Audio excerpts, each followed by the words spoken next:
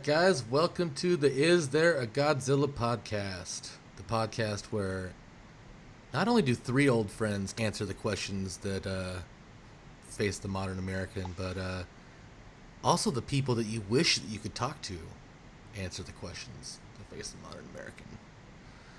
My name is Damon. I'm your host. I'm coming to you from Austin, Texas.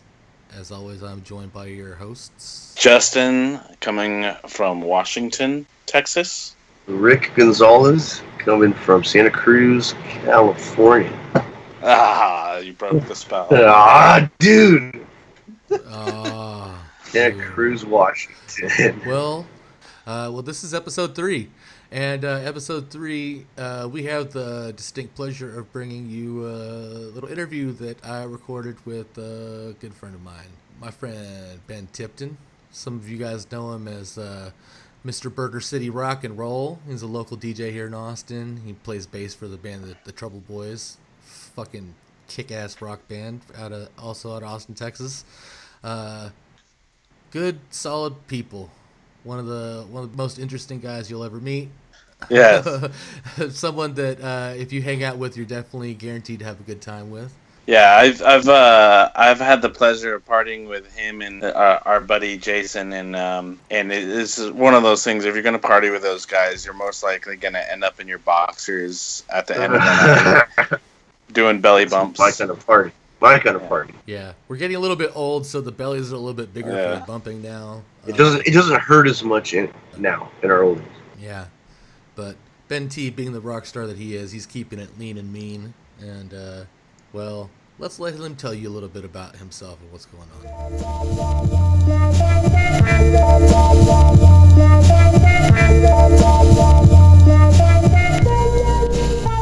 Okay, so the first question that we ask everybody is, I'm pretty sure I have your answer on this, but if you had to give up one of these two items for the rest of your life, what would it be? Burgers or pizza? Pizza. Yeah. Okay. Yeah. I figured that was gonna be your answer. Justin broke my heart with that one. I was like, God damn. He's trying to tell me about how many different types of pizza you can have. I'm like, but burgers. I think that I eat pizza more than I eat burgers, but I'd still have to say pizza would have to go first. Yeah, same here. I eat burgers probably 2 or 3 times a week, especially now that I live right up the street from Top Notch. Yeah, It's like... totally. Okay, so moving on. What's your first memory of rock and roll? Like where you were like, oh, that's rock and roll. That's what that's about. That's hard to say, but I just, for whatever reason, David Lee Roth is the first thing that pops into my head. I think like David Lee Roth and Elvis, and I just kind of like remember. I just remember David Lee Roth videos, like California Girls as a kid. I don't know, kind of did something to me, and then I just remember like Elvis records around the house. Was that something your parents listened to? Did they listen to a lot of Elvis? You know what's weird is no, they didn't listen to a lot of Elvis, and like I would listen to Elvis. I would put on Elvis in like Beach Boys records on the record player, but I feel like my parents listened to contemporary music of the time. Like I remember driving to Austin a lot from Galveston, I guess, or New Orleans, and probably. My dad I remember listening to like Devo, but like Hall & Oates and like Pat Benatar is kind of like what radio sticks out in my head. jams. Marvin Gaye's "Sexual Healing." I always was really interested in that song. I wasn't really sure what it's about, and Madonna. So yeah, I mean, it was just like I guess MTV was kind of just starting when I was, I guess, realizing what music or at least popular music was. I mean, I was like, I guess I'm right about the age when that came out. Yeah, same with me. Most of my early memories of music were like TV related. Yeah. My mom says I may have been conceived at Elvis after an Elvis concert. So, I don't know. Yeah. So you were Sorry? you were conceived after a Elvis concert? My mom said that one time. I remember also going to.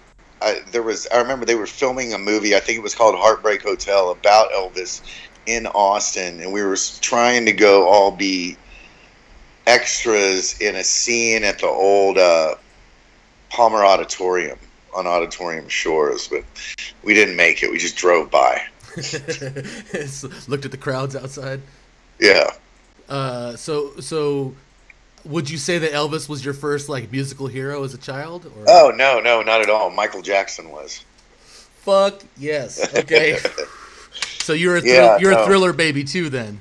No, yeah, no. Michael Jackson. I guess Michael Jackson. I guess definitely Michael Jackson was. I remember I found a I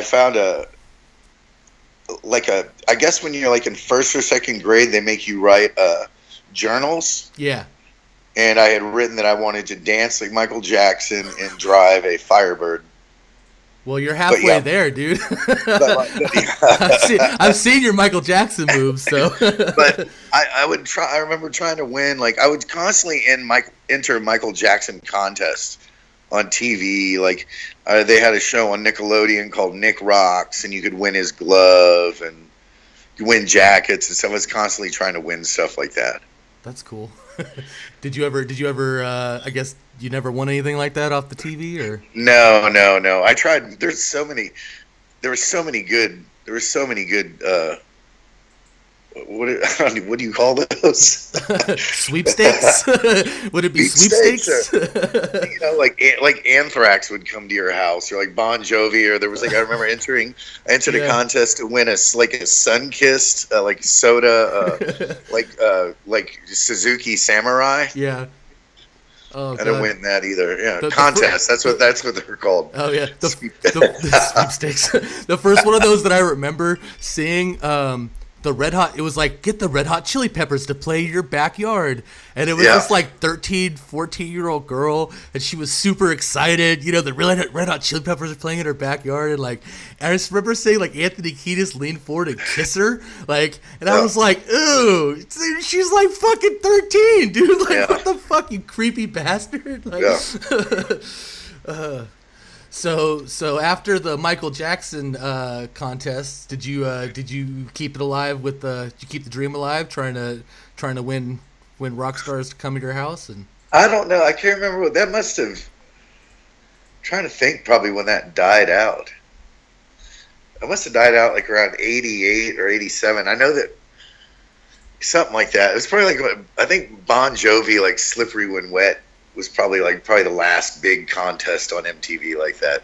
I think that's right around the time that they when was the first Real World? Was that like 1990? Oh yeah, no, that didn't come for a couple more years at least. I think that's right around the time that it was like 120 minutes and all that stuff was kind of getting started. I think they were just trying to focus. I think they were trying to figure out how to make money.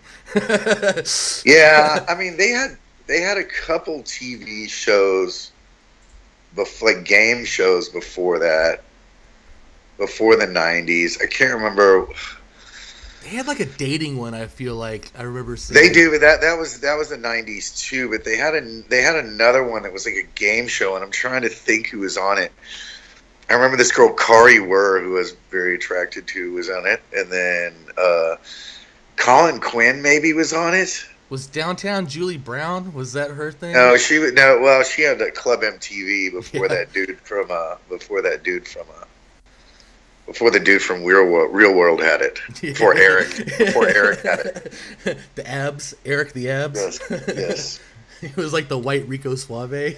Yeah. So, do you have any current musical heroes? Is there anyone that's really that you look up to musically right now that you're? I mean, all the usual suspects, alive and dead, But Iggy Pop, I mean, like anybody who's pretty much still alive, who's like making rock and roll, or who was making good rock and roll way back when.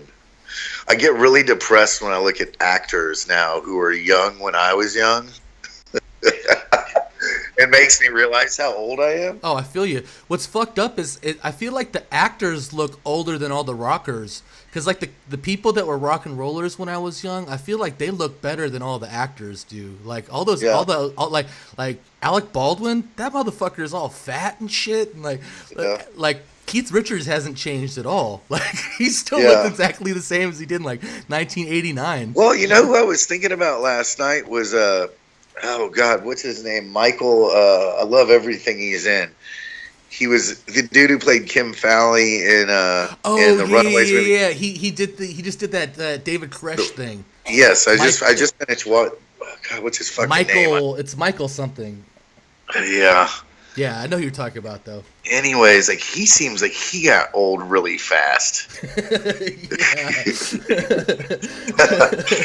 I mean, I remember like in high school, like we had this thing called Channel 1 in the morning. Oh yeah, I remember And that. it had Anderson Cooper and Lisa Lang on it. And I think they were like a couple years older than me, and I think they both have like white hair now. Oh yeah, Anderson Cooper is one of those dudes. I think that dude like bleaches his hair because to make himself look more distinguished or something. Yeah, probably maybe. He's cool. Yeah. I'm a hip cat. What is? God damn it, man! What is this guy's name? I'm getting on the internet. Google, here we come. He's seriously like one of my favorite actors. I just watched that Shotgun Stories last night. It was pretty good. Michael Shannon, that's his name. Shannon, that's it. But yeah, I was also thinking about like John Leguizamo's in that movie, and he looks old as shit. Yeah, he did not age like wine. No, and I mean, you know, they get in shape and they get out of Yeah. shape for whatever they're acting in. But yeah, I'm like, man, I'm fucking old when Jesus, I see those people. I feel you. When I start talking about any like movies from my childhood or like just pop culture references in Yeah. general, anywhere I'm at, I feel old pretty instantly now. Yeah. Like commercials, I'll try to like, where's the beef? People just look at me like I'm a weirdo. I'm like, oh shit. Yeah. Man. How old are you? Oh, you're 26. Shut up. Never mind. Yeah. So, when did you decide that you were gonna start playing bass? I guess when like Matt Melton moved to town, and I had been a fan of his, and I don't know, and can't even remember when we first talked about starting a band. He may have brought it up, and then just once I realized he could just show me how to play bass and show me what I needed to do, I was like, I can do this. Yeah. Once you've seen it done and you know the mysteries fucking wiped away from it, you're like, oh, okay.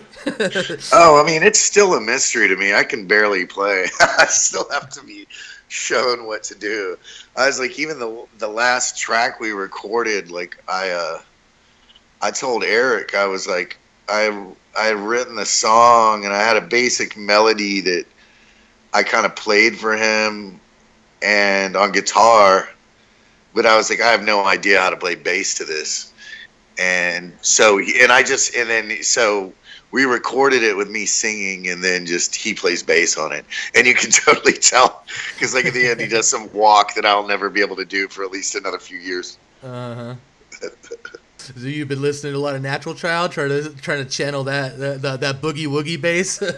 No, not like that, but it's just like I always since I've been playing, like I definitely pay attention to bass players and what they do as far as like fills and things like that. And I definitely play it about as simple as it can be played. I think it works fine for what we're doing. Yeah. But it could always be better.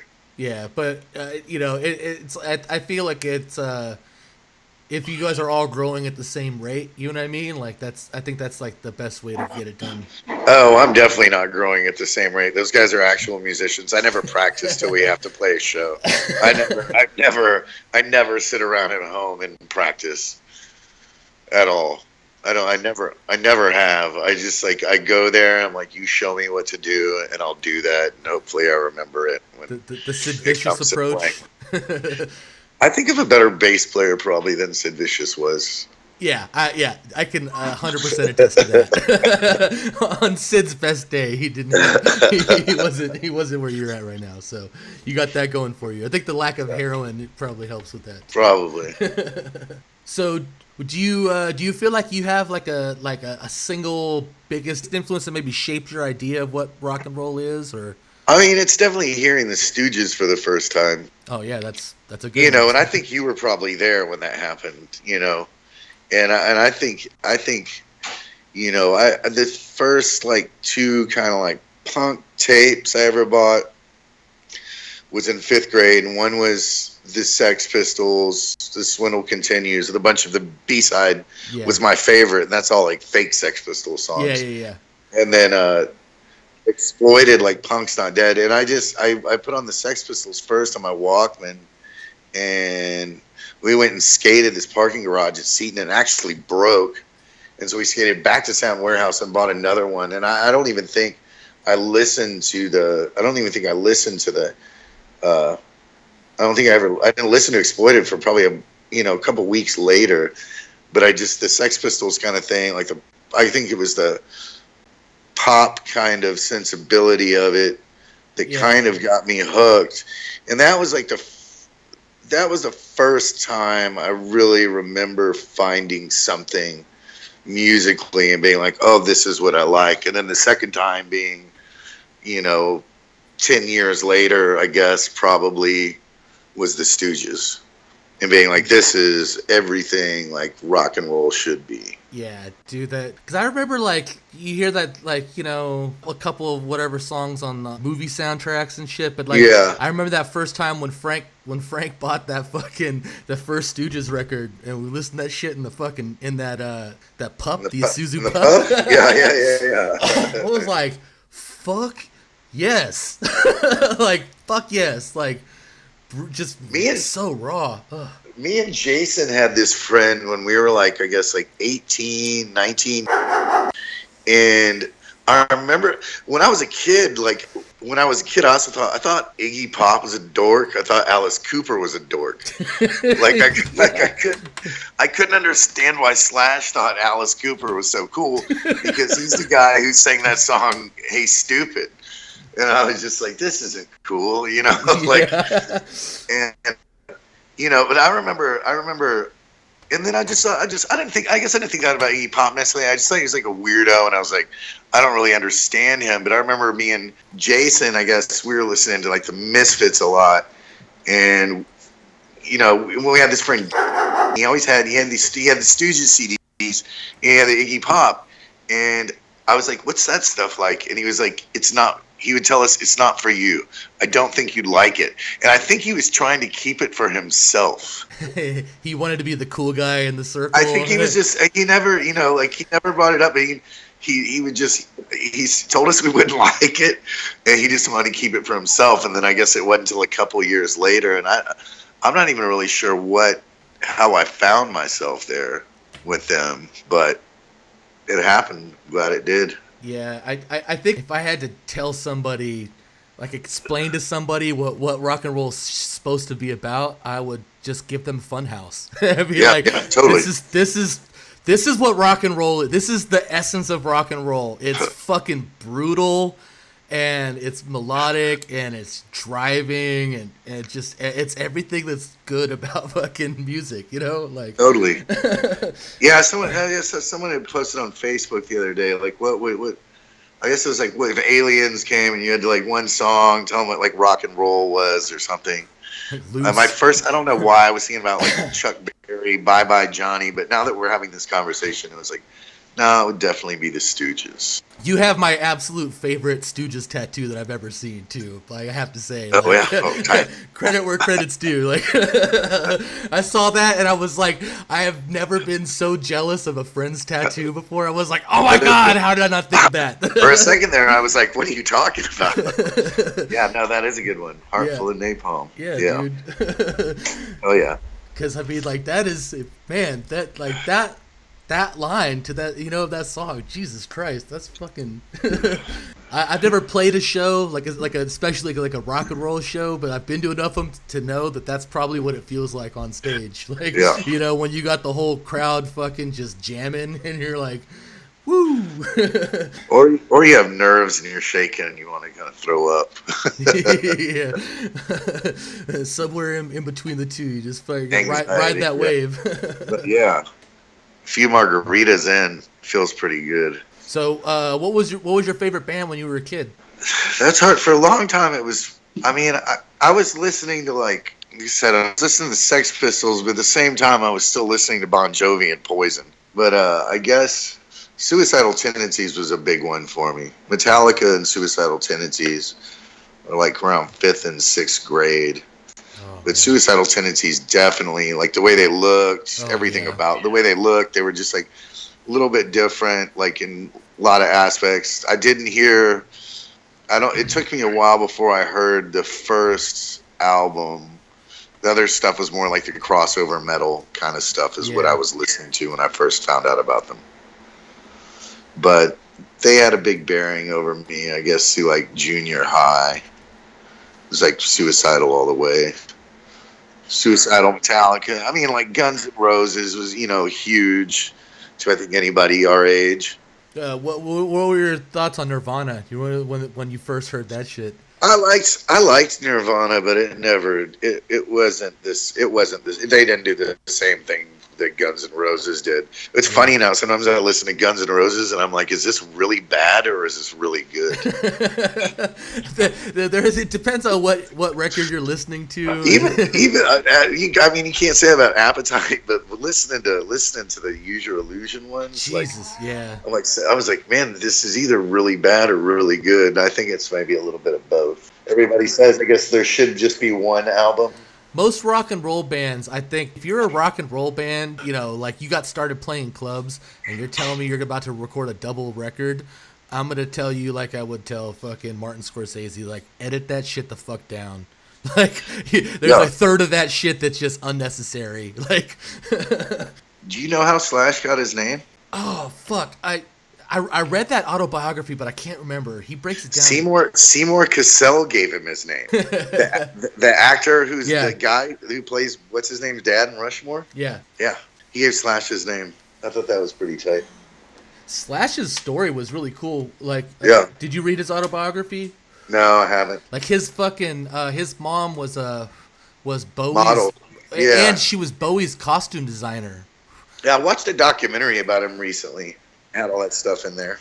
Yeah, I think he's by far the most interesting one out of the band. Like he had the most interesting story. Like all the other guys had their whatever, but most of those guys' stories were just like drugs, and then that was kind of that was it.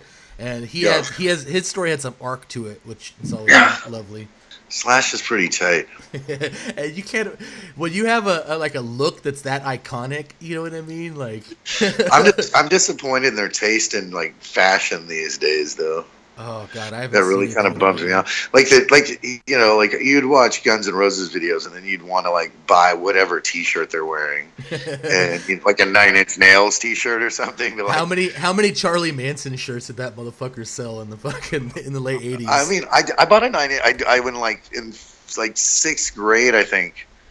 I got a 9 Inch Nails T-shirt because of him. I never really liked 9 Inch Nails. I remember my buddy Tommy Thompson coming up to me at North Cross Mall in like 5th grade before they blew up, and he had a cassette, and he was like, you need to borrow this and listen to it, and it's 9 Inch Nails. And I was like, I don't care. I don't know why I told him that. I was just like, I don't care. And I never ended up caring. Yeah.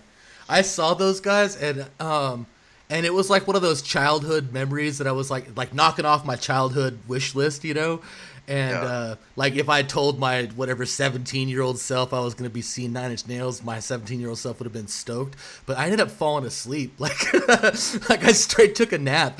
Like I went with Pat. We saw him in Santa Cruz, and the venue that we saw them at didn't sell booze. And I remember we stopped in the bar on the way to the show, and I run to the bathroom, and I come out, and that fool's got 3 shots of 101 lined up for me. Yeah. I was like, oh, goddamn.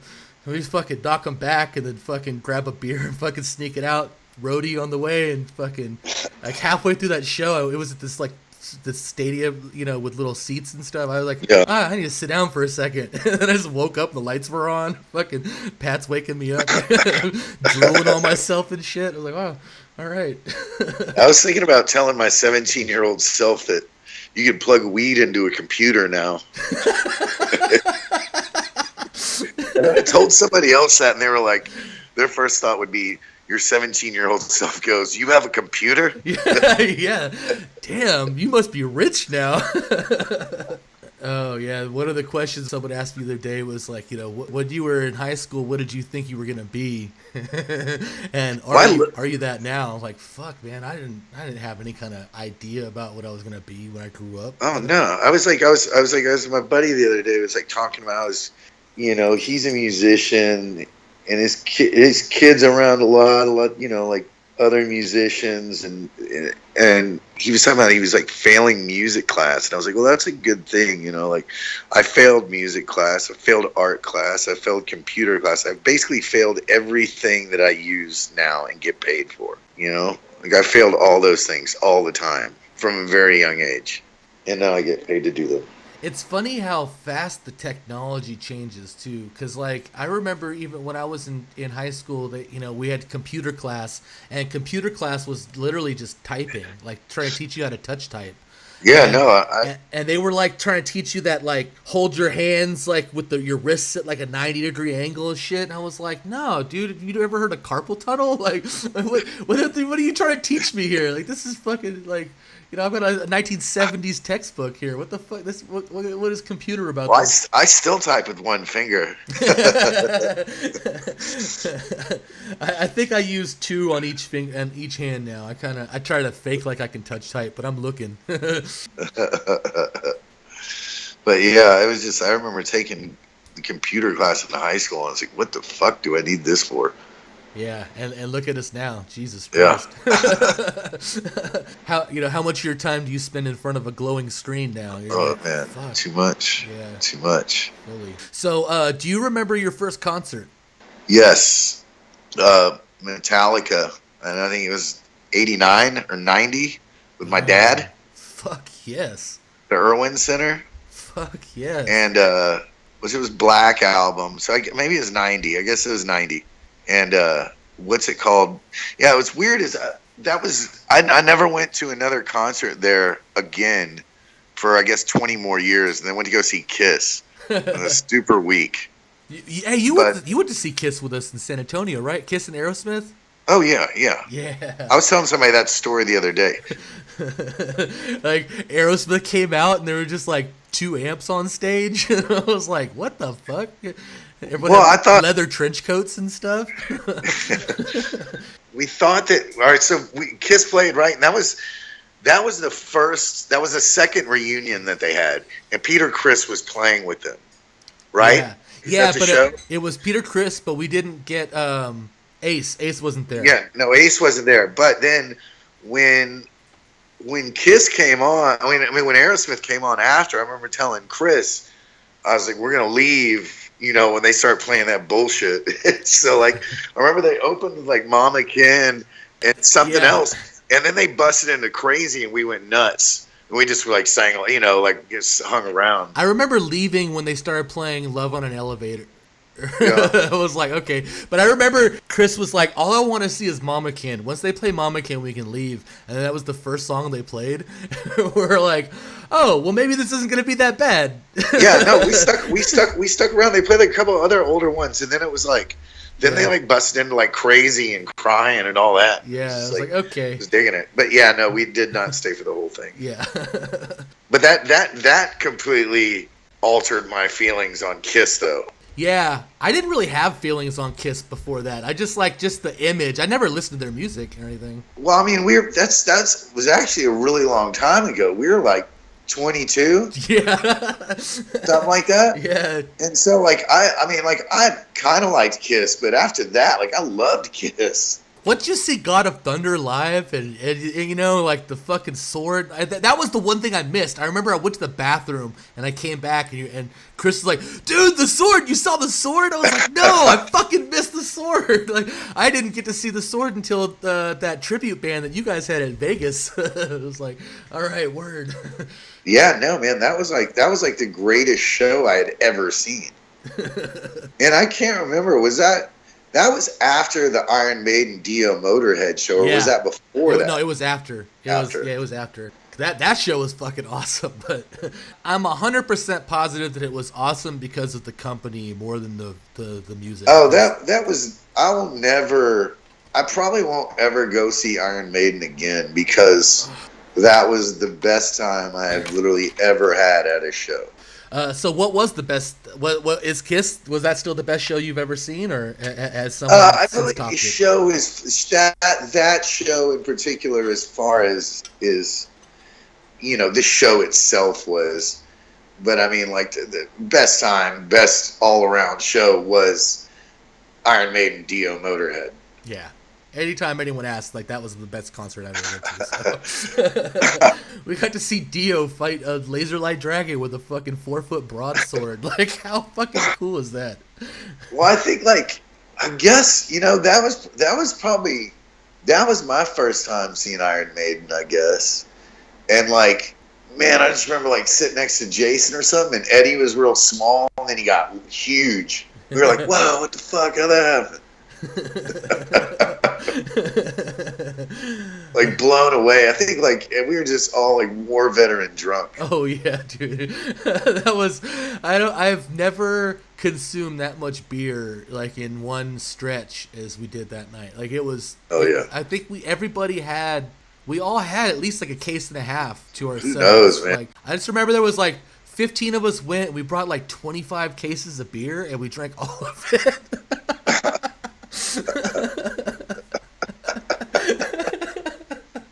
I pissed on that TV and lightning shot out. Yeah, I blew that shit up.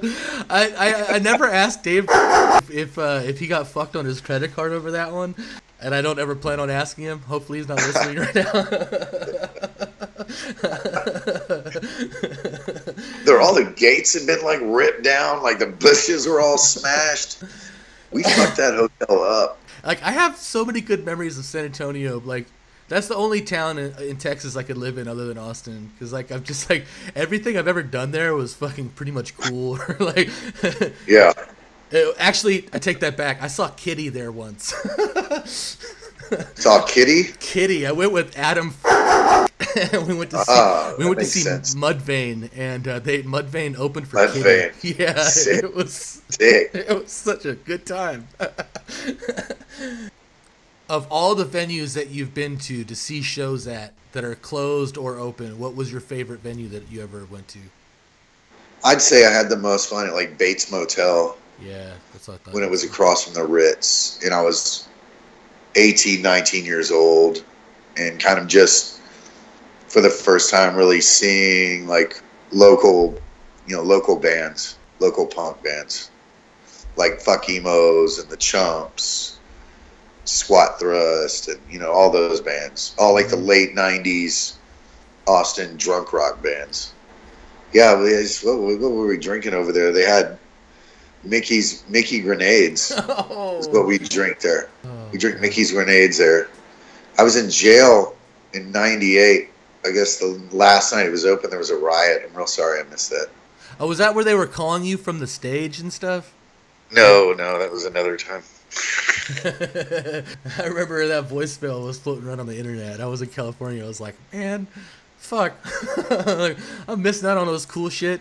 With that King Kong and barbecue show. Yeah, that one, and what Jason was telling me that the singer for Radio Birdman was trying to fuck him. I was like, man, I'm missing out on all the cool shit, dude. Oh, that was somebody the other night. The days where like there would be somebody you really, really wanted to see, so you'd make sure you got blacked out before they even played. Yeah. I think Radio Birdman, who I'm pretty sure were great when they played. And then I drunkenly walked up to a group of older gentlemen and I told them, great show. And this guy goes, why don't you tell the fucking band?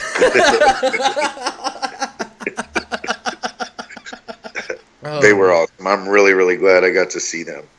Yeah, Yeah, yeah, we're yeah. trying to go play there at the end of the year. Oh God, Really want to go to Australia bad. that's so on my hit list, man. Well, there's a ton of fucking great rock and roll bands and stuff coming out of there right now. Yeah. This band Rabid Dogs, Southern Band Power, Miss Destiny, Amel and the Sniffers. There's a bunch of badass stuff coming out from over there. Fuck yeah. Well, on that note, what was the last record that you got that you were just really fucking stoked on? Trying to think. I'm not buying too many records these days, but like, I guess I love Rick and the Pigs, and they're from Olympia, and they just had a full length come out on Total Punk that's really good. And I did a 7-inch cover for them also that I think are probably my two favorite songs, or three of my favorite songs by them recently. We're playing also with this band Reeks from Paris, France on the 14th of this month.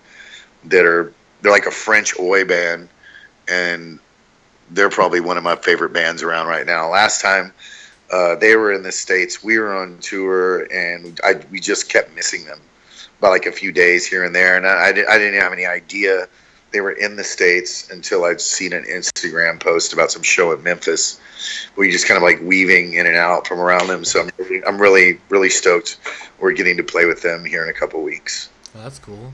But yeah, I mean, there's a lot of good bands out there right now.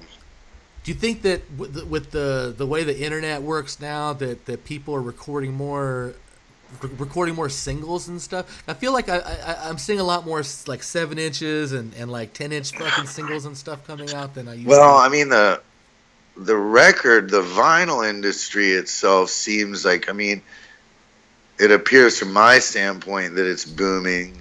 So yeah, I mean, there's more. Last year they outsold CDs and digital. I think last year for the first time ever. Singles did. Vinyl, just records in general. Oh yeah, records definitely. Yeah, singles are kind of like a tricky game, I feel like, because personally, I feel like the kind of music I play makes sense to come out with singles. Mm-hmm. There's a lot of stuff I don't really understand people indie rock singles necessarily. I feel like you put something out and the format you put it out is just as important as how good it is, you know, or the finished product musically, as far as like, you got to look at, you know, just kind of knowing your audience, what your audience is, you know. So somebody who buys a 7-inch probably has a DJ night somewhere or something like that. Yeah. But you know, we're working right now. We're one song away, I guess, from finishing our full length. And this is your full length debut, right? Yes. So But have y'all been recording already, or are y'all just? Oh yeah, no, it's pretty much done. Like I said, we've got to record one more song, and then it will be ready to go. Fuck yeah, man! Where can we look out for that at? I don't know. I'm kind of up in the air with it. We found that doing the 7-inches ourselves is a lot better, I feel like, from a business standpoint, than sending it off somewhere else who's got a bunch of other bands they're trying to push. Yeah. And if, you know, your band doesn't stick out or whatever, take off, you know, you're going to end up a year later or 9 months later with 50 copies of this, you know, record, and then that's it. And when you sell out of those, then you got to buy the rest back. And, you know, with our first 7-inch, we did it ourselves. And we sold, you know, it was just 300 copies or whatever. But, I mean, we sold it in a year touring and shows. So I feel like once the record is done, you know, there's a few people I want to try get it, you know, sending it out to. Yeah. Hopefully one of them will want to do it. But if they don't do it, you know, I don't want to wait around either. Yeah. I'd rather just do it ourselves, you know, and have it and sell, you know, we'll sell it. That's what we do. We do a good job at. People want to buy our records when they're at our shows. Yeah, 'cause it seems to me at this point that the like, especially with the bigger labels, it seems like the only thing that those people are really good for is getting you on the streaming platforms and putting money behind that kind of stuff, like that kind of promotion.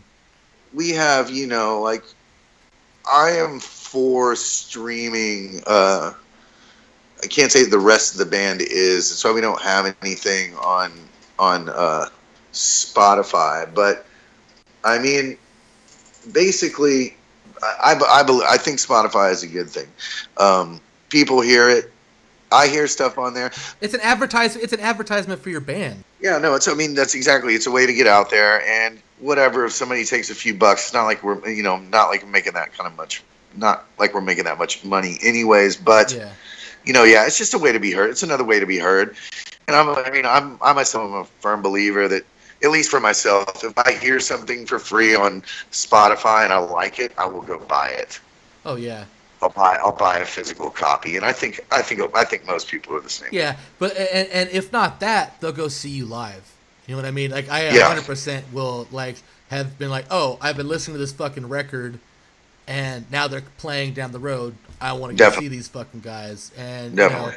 and I feel like for bands that are coming up, I think that Spotify and like those kinds of like having all these platforms now where you can get your music out there and people can listen to it for free. Yeah. I think that like until you get to the point where you have the potential of selling like shit tons of records, it's better. It's better. You know what I mean? It's like it's more it's better than paying to have ads in fucking magazines and shit. Yeah, I mean, and two, it's like I feel like also you have to tour to sell records. Mm-hmm. That's the only way. It's always been like that. Like that is the name. It's the only way to do it.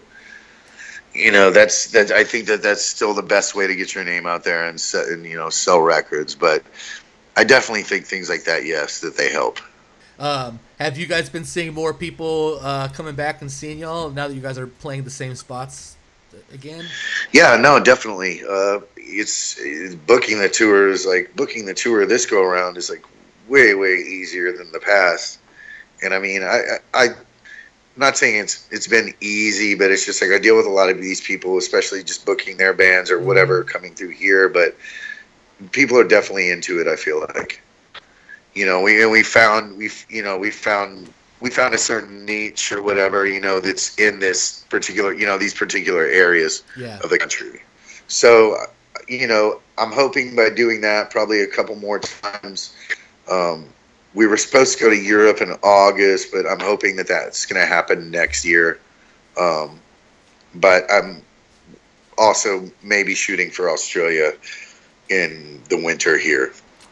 Where would y'all be trying to play if y'all went to Europe? Mainly Northern Europe. These guys who do, they got a production company called Wild Wax Shows. They've done like Black Lips and the Spits, and a lot of people who are in the garage rock scene have gone through them. They have a fest, I believe, called Get Lost. And it's in Hamburg, Germany every August, and the lineups are all really cool. I was bummed because we were supposed to go this year, and they had some family issues and stuff like that work. But we were I was really stoked because I was telling the guy who's putting on about this guy Joni Ekman from Finland, who's making like some of my favorite rock and roll right now. I don't understand anything he's saying, but it's very very good. So he's getting him to play this year. So maybe again next year. I think that's kind of the best sometimes when you can't understand it. It's like, oh yeah, I love it. You got to check it out. I'll send you a link to it. Fuck yeah.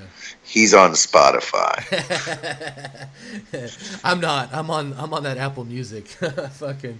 Are you not? You don't have Spotify? No, dude. I do the Apple Music, and it's like because I got the fucking iPhone and all that, so it was a little bit easier to get going. And I'd never set up like anything on Spotify, so it was once I had some shit going on this one, it was done. Yeah, I mean, I can't deal with anything new. I'm really not that good at technology. It's like new things.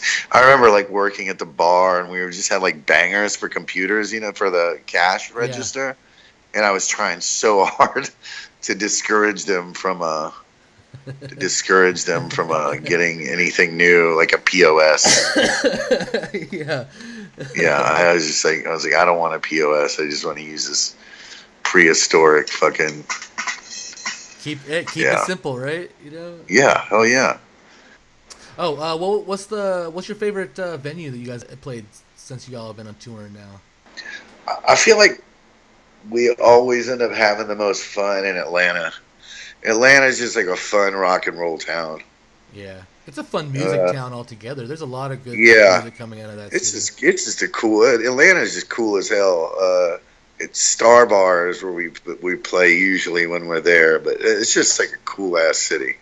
There's a lot of good stuff going on there. It's definitely like the cultural mecca for that part of the country. Oh, for sure, man, for sure.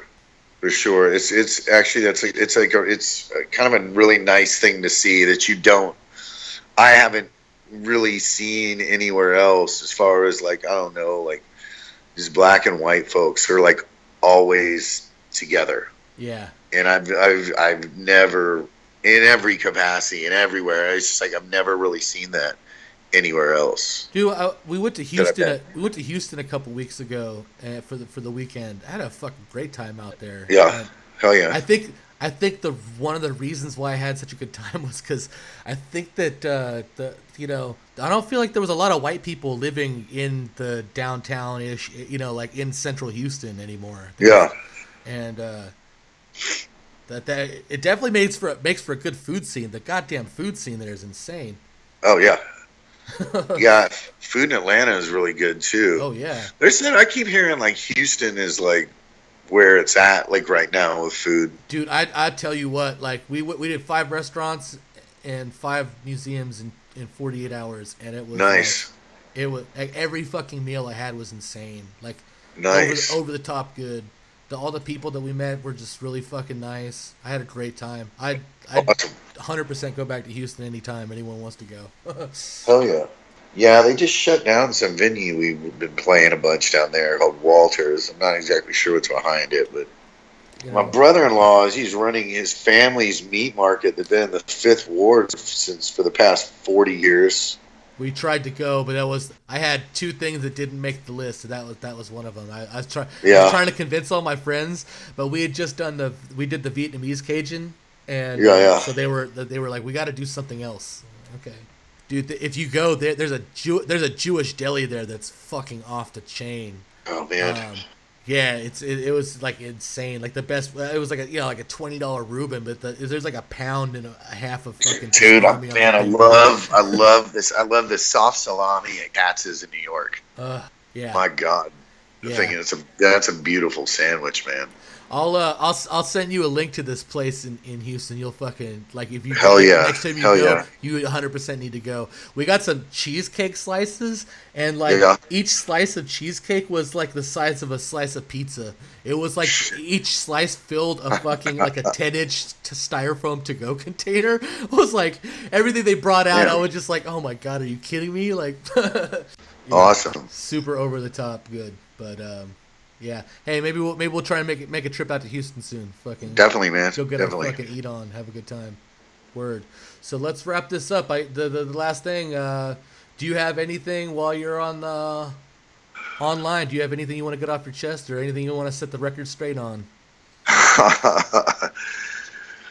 We are not into the replacements.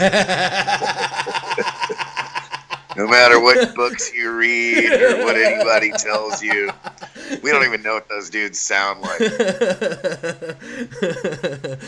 We don't care. Yes. Perfect, man. Right on. We are Dave Edmonds all the way. That's fucking perfect.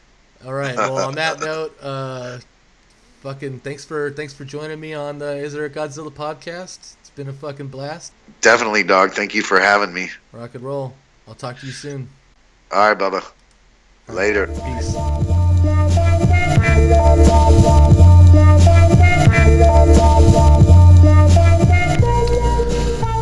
Well, thank you guys for joining us for another episode of the Is There a Godzilla podcast. Episode 3 is in the books. We're gonna go ahead and call it quits on this tonight. Feel like we've got some good conversation. We got a little bit of well-roundedness to the evening's episode. Giving you guys some new segments. We're gonna be bringing back weekly or episode by episode. We'll see how it goes. Thank you guys for joining us. Thank you guys for listening. Hope we didn't ramble on too much. Yes, thank you guys. Yeah. And Justin signing off from Washington. Just want to say thank you for all the listeners, and hopefully this episode doesn't get flagged. Yeah. We'll do our best. Oh yeah, and this is Rick chiming in here from Santa Cruz, California, and we made it to episode 3, the hat trick episode, boy. Yeah. Here we go. And once again, we're looking for input from our fans out there. Anyone that's listening, if you guys have any good would you rather questions that y'all feel like contributing, if you guys have any horror stories from the service industry, and it could be anything. It doesn't have to be like restaurant related. I know fucking firsthand working any kind of customer service job, anything that you have to interact with the general public just sucks. It sucks in general. Do we have like a Facebook or anything? Yeah, so we have Facebook, we have Instagram. You can get at us on there. Holler at us. If you guys have anything you feel like sharing. You know, if you don't want to share your name, we can alter your voice. We can bleep your name out. We're definitely gonna have to edit out all names to keep ourselves from getting flagged from here on out. So, yeah. But anything you have, man, shitty customers are shitty customers, and the more obnoxious, the better. People are entitled these days, and my God, it annoys the hell out of me. I'm sure it annoys the hell out of you too. So if anything that you guys have, people need a place to go and share their stories and to vent about these experiences they have had with shitty people. You know, like you can't just store that away and then like try to move on. It's better to get it out there, and what better place and medium to do it, but how could they like a podcast like us? Like, would it be just under "Is There a Godzilla" podcast? So you could write into "Is There a Godzilla" at iCloud.com, and then tell us a little bit about your story, and let us know how we can reach you, so we can record it all and get it all down. And we're on Facebook, we're on Instagram, so like us, follow us, and anything that you guys, if you don't feel like emailing us or typing anything out that's too heavy, just send us a quick question, something that we can go over on the show. Hit the Instagram, do Itag podcast. Hit the IG, dog. Hashtags. Yes. Hash browns. We like hashtags and hash browns. So once again, this is there a Godzilla podcast? Cod Pass. Thinking about Cod Pass. Fried Cod Pass. Fried Cod Pass. Yes. So thanks for joining us, guys. Have a great night. We'll get back to you soon. We'll have some more interesting stuff for us to talk about. Toodaloo, motherfuckers. Bye, dog. Bye.